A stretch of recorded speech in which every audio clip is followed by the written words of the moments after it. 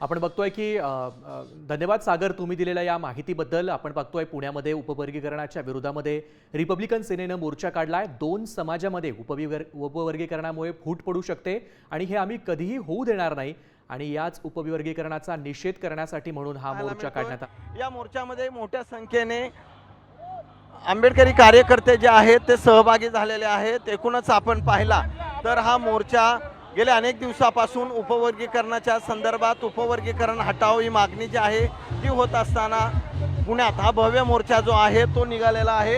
एकूणच या मोर्चामध्ये सहभागी होत असताना अनेक कार्यकर्त्यांसह आनंदराज आंबेडकरांच्या नेतृत्वाखाली हा मोर्चा निघतोय।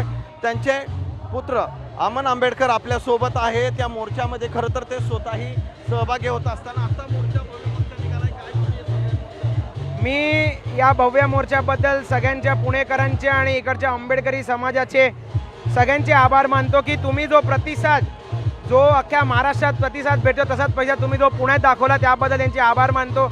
आणि या सरकारला सांगतो की आत्तापर्यंत जेव्हा जेव्हा तुम्ही आंबेडकरी समाजाच्या नादी लागला तेव्हा तुम्ही बघितलं आंबेडकरी समाज रस्त्यावरती उतरलाय आणि ही तर फक्त सुरुवात आहे। याच्यानंतर अजून काय काय गोष्टी आहेत, तुम्ही संविधान बदलण्याच्या गोष्टी करतायत, तुम्ही आरक्षण चिरून घ्यायच्या गोष्टी करतायत, तेव्हा फक्त विचार करा हा समाज किती रस्त्यावरती उतरेल। काय मागणी